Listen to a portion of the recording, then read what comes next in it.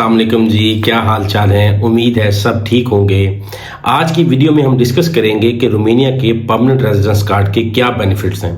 जैसा कि हमने लास्ट वीडियोस में ये डिस्कस किया कि जब आप रोमानिया में आते हैं तो कितने टाइम के बाद आप परमानेंट रेजिडेंस कार्ड के एलिजिबल होते हैं और एलिजिबल होने के बाद किस प्रोसेस के जरिए आप अपना परमानेंट रेजिडेंस कार्ड अप्लाई करते हैं, आपको कौन कौन से डॉक्यूमेंट्स रिक्वायर्ड हैं।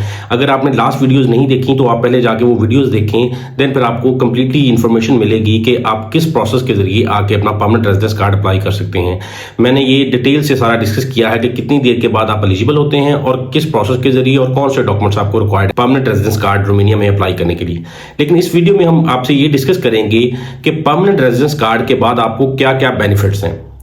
जो लोग रोमानिया में वर्क परमिट पर आते हैं वो इनिशियली जब भी रोमानिया में आते हैं तो फर्स्ट उनको पहला टीआरसी कार्ड मिलता है। इसी तरह हर साल उनको अपना टीआरसी कार्ड रिन्यू करवाना पड़ता है और 5 साल के बाद जब 5 टीआरसी कार्ड बन जाते हैं उसके बाद वो एलिजिबल हो जाते हैं परमानेंट रेजिडेंस कार्ड अप्लाई करने के लिए रोमानिया में। इन 5 साल के दौरान अगर किसी भी शख्स ने कंपनी को छोड़ के दूसरी कंपनी के पास जाना है तो दूसरी कंपनी हर दफा उसका इमिग्रेशन से वर्क परमिट हासिल करेगी। लेकिन जब वो परमानेंट रेजिडेंस कार्ड हासिल कर लेता है तब उसकी कंपनी को उसके लिए वर्क परमिट हासिल करने की जरूरत नहीं होती। परमानेंट रेजिडेंस कार्ड हासिल करने के बाद आप ऐसे हो जाते हैं जैसा कि रोमानियंस लोग हैं। रोमानियंस को किसी भी कंपनी में जाके जॉब करने के लिए इमिग्रेशन से वर्क परमिट लेने की जरूरत नहीं है। वो डायरेक्टली कंपनी के पास जाते हैं। अगर कंपनी उनको फाइनलाइज करती है उनके साथ कॉन्ट्रैक्ट डायरेक्टली 8 घंटे का कर लेती है। लेकिन अगर कोई भी शख्स जिसके पास परमानेंट रेजिडेंस कार्ड नहीं है और वो पाकिस्तान, इंडिया, बांग्लादेश या नॉन यूरोपियन किसी भी कंट्री से आया है तो कोई भी कंपनी डायरेक्टली उसके साथ 8 घंटे का कॉन्ट्रैक्ट तब तक नहीं कर सकती जब तक वो कंपनी उसका वर्क परमिट इमिग्रेशन से हासिल नहीं कर लेती। लेकिन जब आपके पास परमानेंट रेजिडेंस कार्ड आ जाता है तब आपकी ये जरूरत खत्म हो जाती है। आप किसी भी कंपनी में जाते हैं विदाउट वर्क परमिट हासिल किए हुए कंपनी आपके साथ डायरेक्टली 8 घंटे का कॉन्ट्रैक्ट कर सकती है, जो सबसे बड़ा प्लस पॉइंट है किसी भी शख्स के लिए कि वो यहाँ पे आके फ्री हो जाता है कि उसको इमिग्रेशन से वर्क परमिट हासिल करने की जरूरत नहीं है जब उसने कंपनी चेंज करनी है। क्योंकि रोमानिया में अभी बहुत ज्यादा इमिग्रेशन के प्रॉब्लम चल रहे हैं इन लोगों के लिए जो कंपनी छोड़ के दूसरी कंपनी में जाते हैं। एक सर्टेन टाइम के बाद लोग अपनी फाइल सबमिट करते हैं। सबमिट करने के बाद इमिग्रेशन बहुत सारे केसेस में वो रिजेक्ट कर देती है, जिसमें वो कहती है कि आप कंट्री लीव करें और अपनी कंट्री में जाके दोबारा प्रोसेस करके दोबारा आएं। तो ये बड़ा प्लस पॉइंट है उन लोगों के लिए। जब उनके पास परमानेंट रेजिडेंस कार्ड आ जाता है वो फ्री हो जाते हैं, इस सारे झंझट से उनकी जान छूट जाती है। जो सेकंड में जो सबसे बड़ा बेनिफिट है वो आपका है मेडिकल।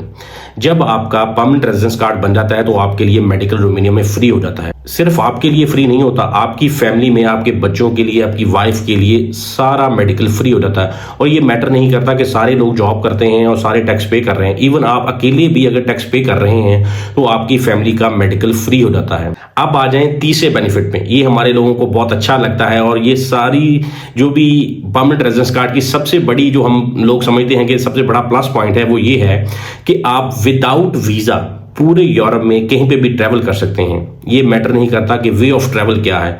आप बस के जरिए ट्रैवल करना चाहें, ट्रेन के जरिए ट्रैवल करना चाहें, प्लेन के जरिए ट्रैवल करना चाहें या अपनी प्राइवेट गाड़ी में भी ट्रैवल करना चाहें तो आप पूरे यूरोप में आपको वीजा की जरूरत नहीं है। अगर आपके पास रोमानिया का परमानेंट रेजिडेंस कार्ड है आप डायरेक्टली ट्रैवल कर सकते हैं। किसी तरह की भी कोई भी आपके लिए पाबंदी नहीं है कि आप इस कंट्री में जा सकते हैं, इसमें नहीं जा सकते। आप पूरे यूरोप में किसी भी कंट्री में जाना चाहें विदाउट वीजा ट्रैवल कर सकते हैं।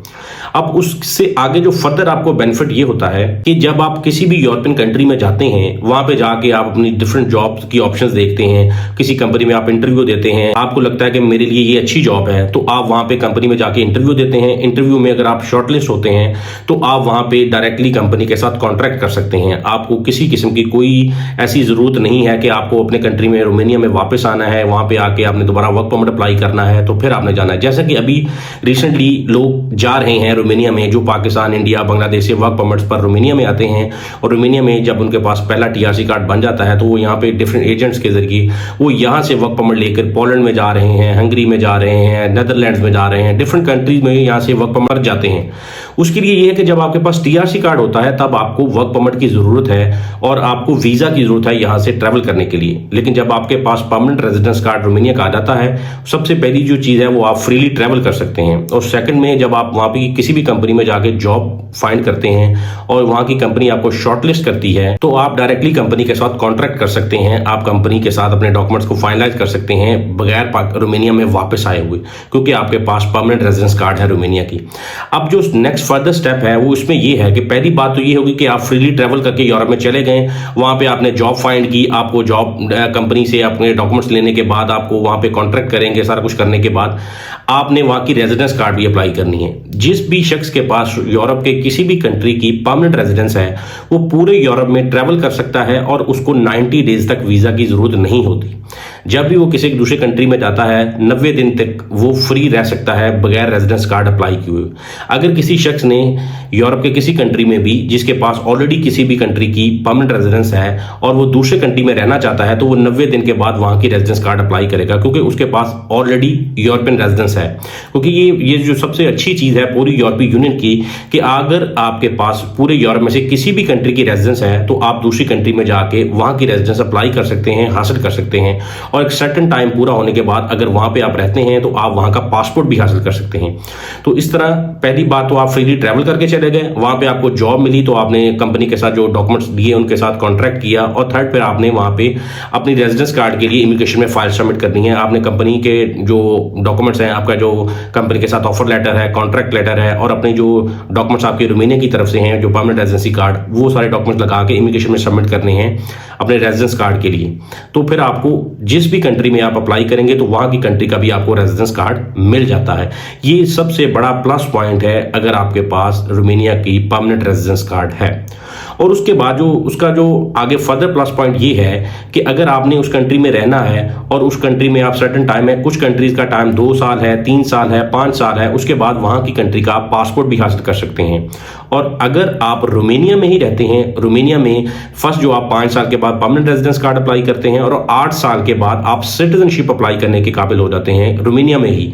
अगर आप रोमानिया में ही रहते हैं, रोमानिया में आप अपनी जॉब करते हैं, बिजनेस करते हैं, डजंट मैटर आप क्या कर रहे हैं।